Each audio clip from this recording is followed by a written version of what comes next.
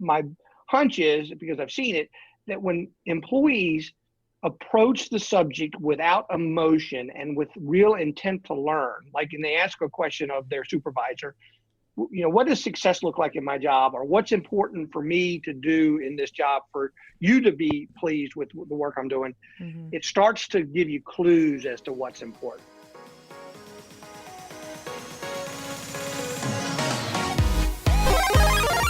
Ladies and gentlemen, welcome to another episode of your favorite podcast in the whole wide world, where we talk about how to ask for and get a pay raise at your job.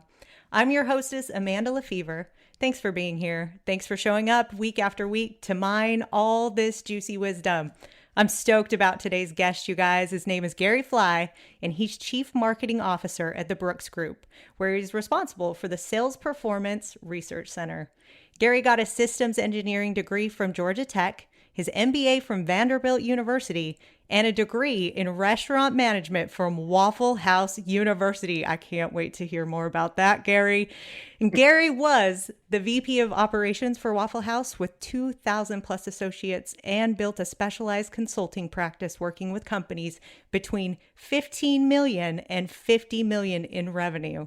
Gary, thank you so much for coming on the show. I'm really excited to have you here.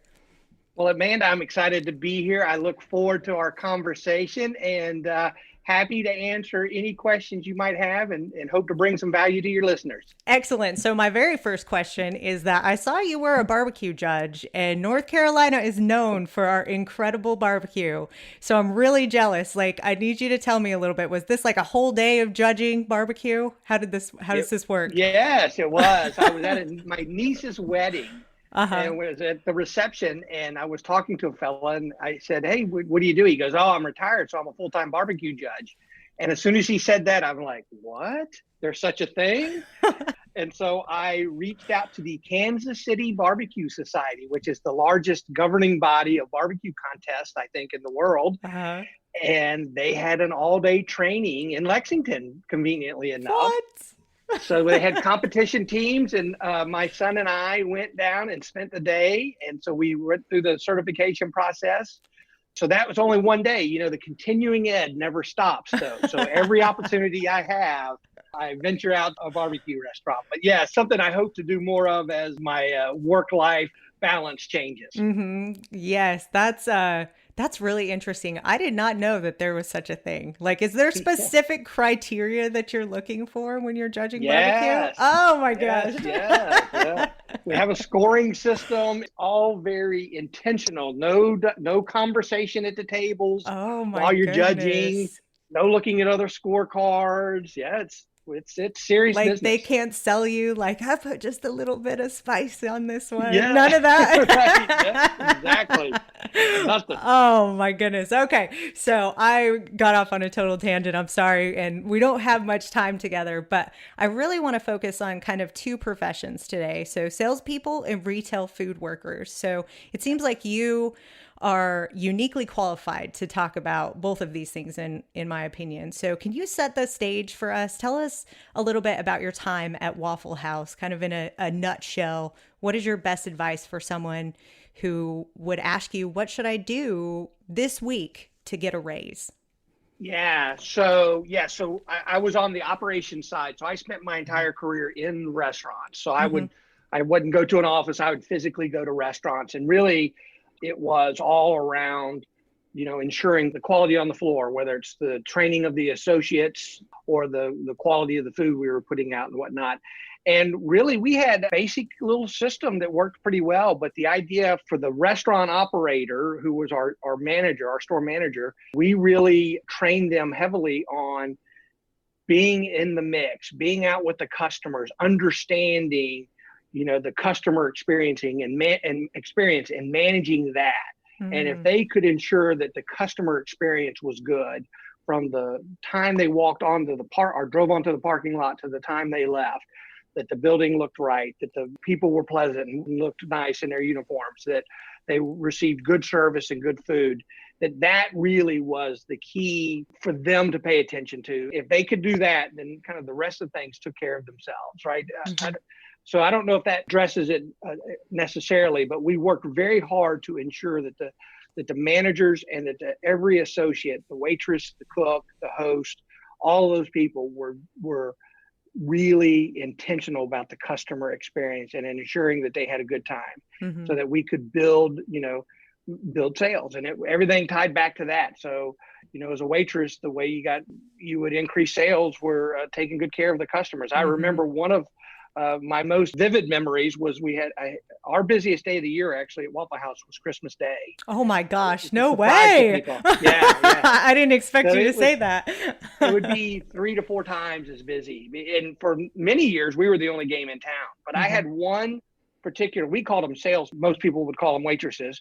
I had one waitress, Lisa, and she would, and this was this has stuck with me. So this was in 1989 that I saw her do this. So Christmas Day, 1989, she comes to work with a box of Christmas cards. And they're already signed, love Lisa, or from Lisa, or something Lisa.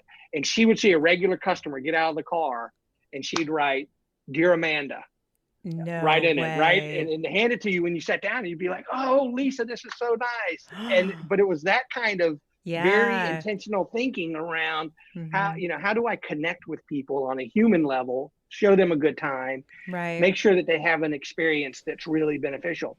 And they would make several $100s on Christmas Day, if not thousands of dollars. It was amazing, but it was those kind of touches that really mattered. So that was one example. Does that help kind of illustrate? Oh yeah, absolutely. So that's kind of like building relationships and ensuring that the customer experience is exceptional. Like that is your road to getting more money, is to help the organization do well as well.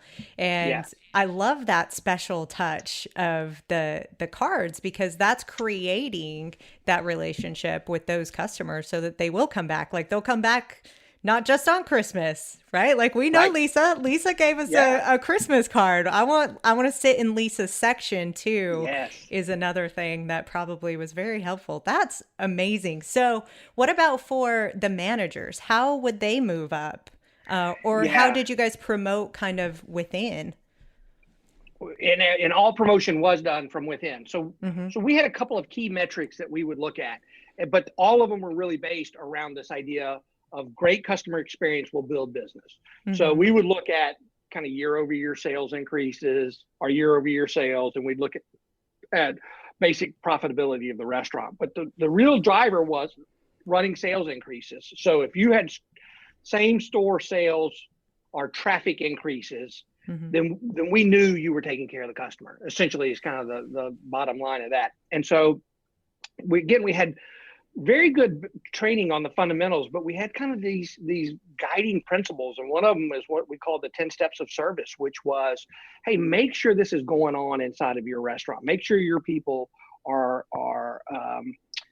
trained in these very basic things. And it's, I don't know the last time you've been in a Waffle House, but hopefully when you walked in, they said hello or good morning or greeted you, right? That was the first step of customer service, which was a friendly greeting with a smile. And it was that eye to eye, human to human contact. So what we really strived to do was to have the manager actively engaged in the customer experience, which meant they were on the floor, in the middle of the action, not in some back room, not paying attention to book work, all that kind of stuff. We knew when we were going to be busy, and it was expected that the management team was on the floor in the restaurants on those busy times, which meant we worked a lot of nights. We worked a lot of third shifts. I worked third shift on New Year's Eve for 21 years. Oh my goodness. And I worked first shift on Christmas Day for 21 years and first shift on Thanksgiving Day for 21 years. And it was that kind of immersion in the business during the times that were critical that was the mindset. So what did employees do that kind of would stand out to you? How would they end up into management positions? And then was there another avenue for them other than just running a store? Is there like the district management? How did that work at the Waffle House? Yeah, so yes, there is another avenue. They would do things like what Lisa did, right? They would do things like, wow, that was really inventive and really creative. And it was culturally appropriate as well, right? So they understood both the culture of the company and the mission that we were trying to drive to, and then they understood how to be really good at their craft. So we had, we had a lot of professionals, whether they were the grill operators, the cooks, or the waitresses or salespeople, as we call them. But those that strove to be excellent in their craft just stood out. They took it serious, right? And so I'll go back to Lisa. She was very well rounded as a waitress. She understood that, but she also was a great cook, and she taught herself, or she aligned herself with different grill operators to learn how they did what they did. And so she made it kind of her mission to educate herself on kind of all aspects of the business. And then she became a shift leader, and she became a certified trainer for us, and then became a part of the management team. So we had a single store supervisor, which we called a unit manager. And then we had district managers that oversaw 3 stores, and then division managers that oversaw 9 stores, and then region managers that oversaw 27. So it was kind of done in those blocks. And really it was all about who's building great customer service at the store level, and then who's building out a great team at the multi-store level. So that region manager, to ensure they have good customer experience at an individual store, they need to have a good management team, and they need to have good district managers, and they need to have good division managers. So as you progressed up the hierarchy, those soft skills in leading and managing people became much more critical, because you were building out a team that led, hundreds of employees. So would they go to the university, the Waffle House University? Is that where they learn those woo? Is that is that where they would learn those soft skills and the leadership training? That's where all that stuff was introduced. Oh my goodness. So it was both very tactical training, but also an introduction to kind of basic leadership principles.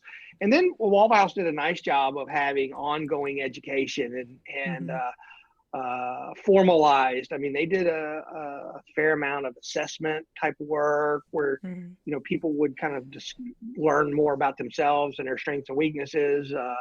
There was regular training that went on at all the different levels. So there was a very intentional protocol around the training and whatnot. And again, it's those people that kind of not only went through the motion, but actually embraced it and understood it and were culturally aligned as well as technically proficient, that did well, and that kind of earned the opportunity to earn more money and position themselves for opportunities of promotions and raises. So I loved that you said that you guys always hired from within. So you could just always promoted from within. That's amazing. So they say that, I was reading in an article the other day in Restaurant Today, and they had said that in retail or food service, raises tend to happen every 6 months or so, but they tend to be like tiny increases, like 20 cents an hour. So in your opinion, as a salesperson, is there kind of a strategy around smaller, more frequent raises instead of just like big jumps every year? Yeah, especially in the restaurant business and at the Waffle House, it's nickels and dimes that really make the difference, right? I mean, they're controlling costs and so tightly, because there's just not great profit margins on any of that. And so what may seem like a smaller raise to a lot of folks is actually, you start to multiply it over many people, and it starts to have pretty significant impact on the restaurant. So my sense is that those are more palatable to the restaurant owner, to the restaurant management team or whatnot, right? That, hey, yeah, I can justify 20 cents now, 20 cents later, because I'm probably also in those time frames also adjusting menu prices as well, right? So most restaurants, again, Waffle House, they would adjust menus a couple times a year, and they always lagged inflation, but that allowed them to possibly tie that with raises and whatnot, because you start getting that out of balance, and then it's unprofitable and you can't give anybody a raise. Right. That makes sense. So yeah, those sorts of raises are not, my belief always was that was the raises were nice to have things, but it was those personal touches that allowed the tips and sales to go up, that where people made their real money, right? Oh, right. It's really that kind of thing. So Lisa, knowing that she was going to make several $100s, she invested $8 or $10 or $12 in a pack of Christmas cards that probably paid her $300 to $500, right? Right. Yeah. And so she thought about that, Mm-hmm. and it's those sorts of things. It's making sure that the customer experience is good, making sure that the food looks good when you bring it to the table, making sure that you check up on them, making sure that that they're comfortable, all that kind of stuff. That's where I think most people can materially adjust their income. Okay, that makes sense. So let's pivot a little bit to salespeople. Is your advice about getting a raise at a restaurant franchise any different for like a salesperson? Yeah. So, I think there are some common things that have to be in place. One is I really do believe you have to be proficient at your craft, whatever it is, right? You have to be good. You have to be bringing value, and it has to be in some sort of a tangible way, whether it's I'm bringing in more customers, or my customers are they want to sit with me and eat with me, or whatever it is. And then I also believe you have to be, again, I'll use this term again, culturally aligned with the enterprise, whatever it is you're working with, right? If your values and the way you're conducting yourself aren't in alignment with what the company's trying to do, then I think it's going to be hard to do that. So you have to understand kind of the company culture, the company values. How Mm-hmm. how does the company think about raises, right? How do they think about compensation in general, Mm-hmm. and what's important to them? And I think when you start to put all that together, it paints a picture for you and an individual in a particular situation to say, okay, I understand this is what it means to my company to be good in my job. I need to be Mm-hmm. proficient on this. I need to be able to do this. I need to be able to show this value, whatever that looks like. But when you start to get alignment between your skill set and your understanding of what the company thinks is important and the like, then I think you kind of earn the right to either ask for a raise or to be given a promotion, or whatever that might look like. Does that make sense? Yeah, absolutely. So the one question that I did have is, how do you feel like you can learn more or learn quickly what it is that the company valued and how they think about raises? Because I love that you said that, like how the company thinks about raises. So I keep getting stuck back on that. So how do you learn more Yeah, about that? yeah. So you mentioned in the bio that I had a consulting business, right? And I would Mm-hmm. work oftentimes with smaller or family, a lot of times family owned, but businesses that were in the 15 to $50 million a year sales range. Mm-hmm. And one of the biggest frustrations for owners was around comp. They would always say, well, now Amanda's asking for a raise, or now Mm. Gary's asking for a raise, or now, and so one of the things I would talk about would be like, well, do you have any sort of compensation philosophy, or do you even have a plan? And they'd be like, well, what are you talking about? I said, well, you have to have some way in your own mind that you justify raises and you justify compensation. How do you do that? Mm-hmm. And so I think for employees, it's fair for them just to ask the question like, hey, how are raises earned, and what's important? What does a win look like in my job, right? What does it look like for me to be successful in my job? And my hunch is, because I've seen it, that when employees approach the subject without emotion and with real intent to learn, like, and they ask a question of their supervisor, what does success look like in my job, or what's important for me to do in this job for you to be pleased with the work I'm doing? Mm-hmm. It starts to give you clues as to what's important, right? Mm-hmm. That starts to dial you into, oh, well, Amanda, we really need for you to, if you could turn your tables in 22 minutes, that would be great. That's important. That's an important metric for us, because that allows our throughput to increase, or whatever. Or, if you could increase your number of repeat customers by X, then that's important to us. Or if you could sell, X dollars a month or a day or a week or a year, that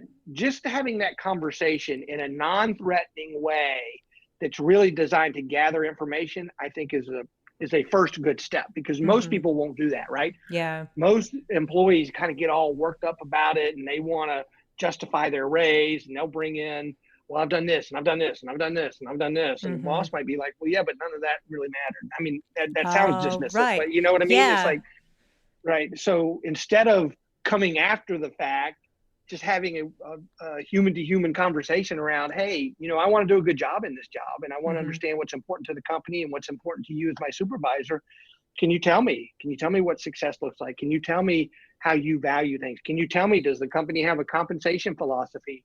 How do they give raises? What are the things that are important? Is it just time and service, or is it some performance metric, or is it some combination of both? Yeah, because I think that where people get hung up, at least for me, it was like, I've been here this long. I know that I'm doing a better job than her and she's making more money, right? Like I came at it very emotionally. And you had said like, don't approach this with emotion. And I really like that. And I wish that I would have known that in the past. It might have made me more money. Right. And, you know, you're sitting across from your supervisor who may be completely blindsided by it. Or yeah. And they're like, what is happening? Yeah. And so then they get bowed up or whatever. Oh, and it's like, right. yeah. So now you're defensive and they're defensive, and it just is not good. Right. And so, again, I have found that if people ask with sincerity, that, and people know, right? I mean, your supervisors are people too, and they understand when you're coming to them sincerely and when you're honestly trying to do a good job and understand the situation, so that you don't blindside them. Like he's like, hey man, I don't want to come to you in a year and blindside you with a raise, you know, a request for more money or a raise or a promotion if it's not appropriate. But I'd love to understand kind of how that process works. And you may, as an employee, you may learn that there is no process, right? Which is a little bit harder, but at least you kind of know how the table's set. That's true. And then like if it's not somewhere that you want to stay, you right. Exactly. Now you have the option to look somewhere else. Okay. Right. I like that. When you work with these owners and the small business, do they usually introduce like compensation plans? Are they open to that idea? They're very open typically to the idea of creating sort of a comp philosophy that they can then articulate. That may say something like, hey, what we value at this business is repeat customers and customer loyalty and great customer service. So those are the things we're going to pay on. And here's how we measure that sort of thing. And generally speaking, we give a cost of living raise every year. And then we have performance bonuses that are paid quarterly based on X, Y, and Z, right? It's something similar, it can be very simple because again, what you're trying to do is you're trying to demystify it for both sides, really, right? You're trying to make sure a good owner or a good supervisor wants their employees to understand how to get paid, how to get promoted, how to make more money and all that. And they don't want to be blindsided necessarily. Yeah. And so again, one example that comes to mind is that the owners had no real cohesion around their thinking. And so, I mean, it would be like twice a month, different employees would come to them and say, hey, can I get a raise? Hey, can I get, and so for 24 times a year, they were having to deal with this, and it made them crazy, right? Yeah. They were like, why don't they? And it's like, well, have you ever told them that you only give raises in December? Or have you told them that the way to get raises is to do this? And they're like, no. And I'm like, well, like what the expectations are. Yeah. Well, you can't blame them. I mean, right. Right.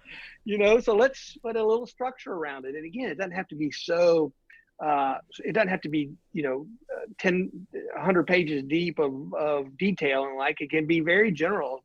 Here's what we value. Here's how we do it. Here's how we think about compensation. I was on a board, and our compensation philosophy was that, we were going to pay, in terms of salary, we were going to pay 95% of the market average, but we were going to have additional benefits.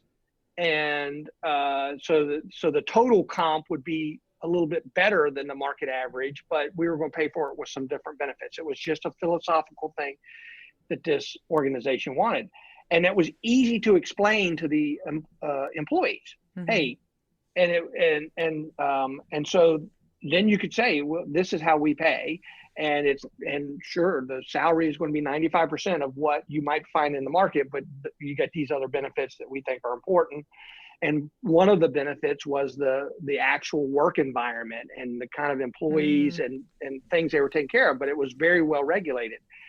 But then the employees knew, right? And they could make a decision. Back to your comment earlier, they could say, well, I'm not willing to work for 95% of market average. I want to work for 100% of it. Right. And they could go somewhere. But it just relieved that sort of angst and tension around the unknowing of how do I get paid? Why is my pay this way?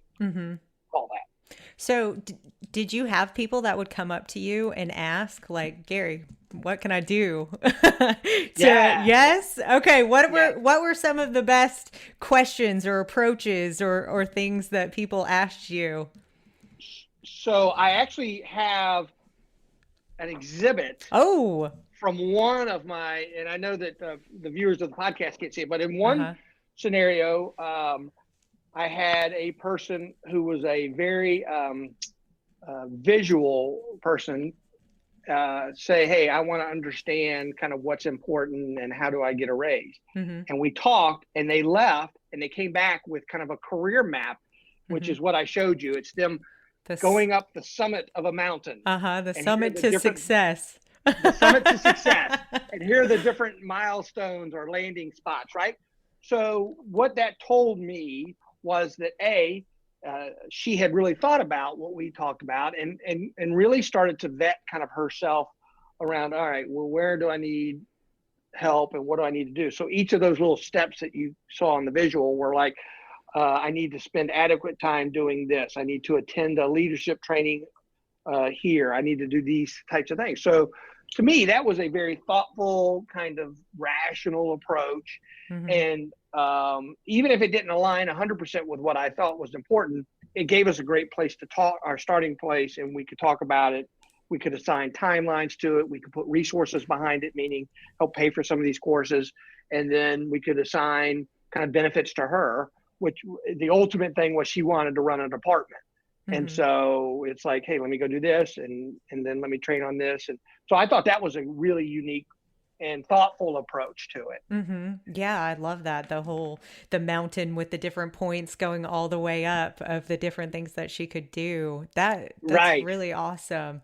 So typically I ask people to share like one of their favorite raise stories. And I'm sure that working in the restaurant industry and with all of these small businesses and the owners that you might have like a really good raise story, Gary. Yeah. So I've got all sorts of stories. I will tell you one that's not necessarily a raise story, but real quickly, because it has to do with cash. I learned early on that every time I'd walk into one of my restaurants, it'd be somebody said, "Hey, Gary, can I borrow some money? I need to do X, Y, and Z." And it'll be in a kind-hearted guy. I typically would do that, and then I'd go home. My wife would be like, "Why don't you have any money?" I'm like, well, I lent it out. So I had to change my tack. So I eventually went to. Hey, Amanda, I'd like to, but, I made a deal with Bank of America. They said they're not going to make any waffles and I'm not going to give out any loans. And by the time the person realized what I'd said, I'd be down the road. But I'll tell you, I actually want to tell you conversely a story that's happened recently that was not a good way to ask for a raise. Oh, excellent. We love those stories too. Yeah. So we're in a really interesting time right now. And businesses, I think, really are in a conundrum. They don't know necessarily what the future holds. A lot of businesses have taken advantage of this Paycheck Protection Act, but there's so much uncertainty around that, and they just don't know. And so I think that people that push too hard right now employees come across as tone deaf, right? They don't really show an appreciation maybe for the uniqueness of the situation. So I had a person come recently and essentially said, "Hey, I'm the sole breadwinner and I need to make more money." And our world has been rocked dramatically, and everybody I know has. Yeah. And again, to me, that we're thinking we're like, what does this really mean to us, and what can we do? That really came across as tone deaf to me, right? It's like, hey, it's all about me, and while I appreciate the situation the person's in, it's not really a reason to justify a raise, right? I don't think that's it's not, unfortunately, it's not something that we can pay on. So I think that's a hard, I think that right now you have to be very sensitive to kind of what's going on in the world. And it's even more important to be aligned with the company and their values and what they see as important. And really the idea is to set yourself up. It's kind of a longer play now, I think, but to set yourself up as an essential worker, right? If a company asks you to take on more responsibility, I think the answer is yes. And you kind of figure it out, right? Yeah. And it's those acts of goodwill that will, I think, pay huge dividends when the dust settles and we kind of get back to whatever the next normal looks like. So I know that wasn't exactly what you asked. No, that's fantastic. Actually, I was watching a conference the other day, and they were saying that now is the time to be a yes and person. Yes, I will do that. And what if we did this? How can I do this? How can I help here? So this is really a good time to show your loyalty, to step up and show that you're a team player, to, put all these pebbles in the water instead of like making a huge wave that you need more money right now. Like everybody is hurting right now, and we're all in this together. So I like that about, yes, I can help. I just think that's absolutely critical. And again, we've heard a lot the term essential worker a lot, but I think in every company you have the opportunity to make yourself an essential worker. And I know as a supervisor, as a manager of people, I'm so appreciative of that, right? Because that these are tough times. That people are under different sorts of stresses than they've ever been under. They're managing kids at home and work from home and spouses at home, and they can't go, all that stuff. So those people that are yes and really stand out and position themselves, I think, for an accelerated trajectory as the fog lands or the fog goes away. Yeah, for sure. So is there anything else that you want to add to our national conversation about how to get a raise, how to ask for a raise, really like how to position for a raise at this point in time? Yeah. I'll go back to, I used to work for a fellow who said it's easier to ride the horse in the direction it's headed. And which meant, don't try to fight things. And so that's why I go to, hey, just talk, have real conversations about things that you're thinking about with your supervisor, because they want to be successful, and they realize that their success is dependent on their ability to move a team forward and for the team to be successful. So if you can create alignment and vision and understanding with your supervisor, and then you can become very proficient at your craft and you do it with a good attitude, I think that is what will position you better than anything else for future promotions, future raises, and the opportunity to ask for both, right? And actually, I think that when you do that well, you don't end up having to ask